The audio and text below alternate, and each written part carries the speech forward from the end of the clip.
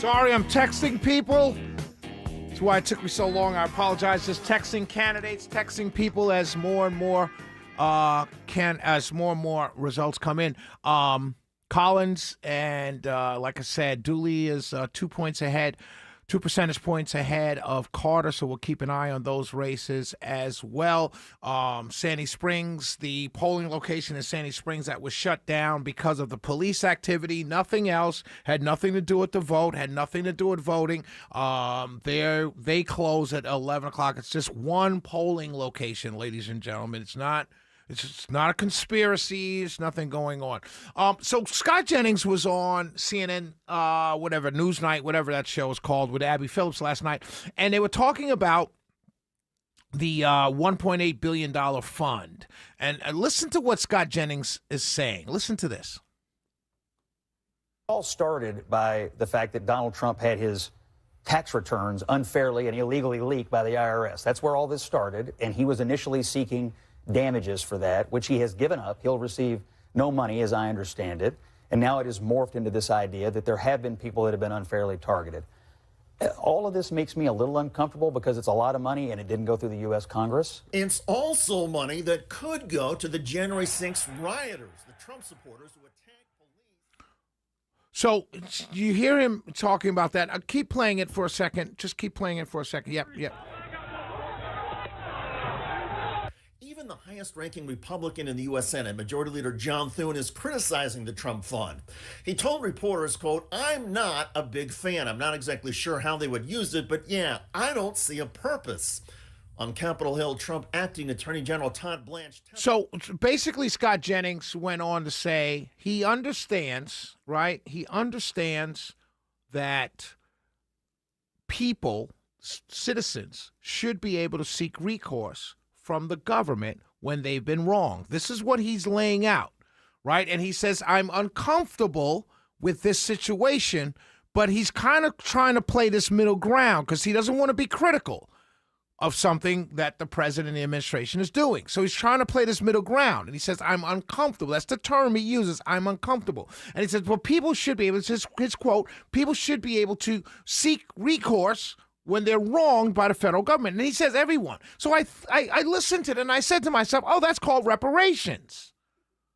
Now, I'm not saying reparations going back to the slavery times. I'm not talking about that. But I do know that when they released the MLK files, the FBI, which is the DOJ, went after Martin Luther King Jr. So the King family should be able to reap some financial benefit from that. Because there should be recourse when people are wronged by the federal government. That's what he said. And anybody that's for this kind of $1.8 billion slush fund to go to people who are wronged by the Biden administration, it should follow everybody. My good friend Ilyasa Shabazz, the youngest daughter of Malcolm X, should be able to get some money from the federal government. Alex Preddy, his family, that's the man that was shot in Minnesota by ICE. The federal government should be able to get some money. Renee Good should be, and her family should be able to get some money. I'm all for this. As a matter of fact, criminal justice reform, as Tim Scott was trying to get it passed as a sitting senator, sovereign immunity was holding it up. That's what holds up. That's what usually holds up anybody getting paid by the federal government.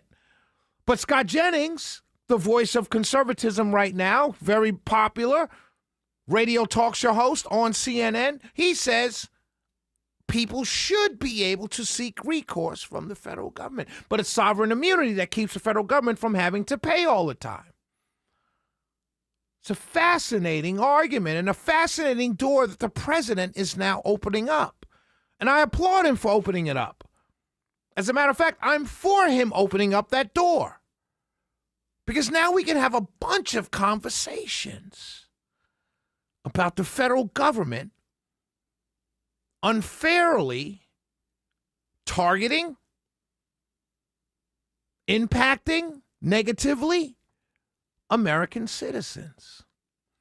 Because if they allow this to go through, the floodgates are opened. And there's nothing Republicans and conservatives will be able to say. Because Scott Jennings, although he says he's uncomfortable, he does understand people should be able to seek recourse when they're unduly negatively impacted or the federal government targets them unfairly. And all the examples that I just shared with you are clear examples of the federal government unfairly targeting American citizens. This is a door that's been opened. And I will say to my Republican friends who believe this door is completely good and natural to be open because they feel that their guy and his family were unfairly targeted by the Biden DOJ, understand when the Democrats get in charge, if and when they do get in charge, it's going to open the door to reparations. Thank you, Mr. President, on behalf of those reparations supporters. I happen to not be one, but I know millions of people who are. We'll be right back. It's the Shelley Winter Show.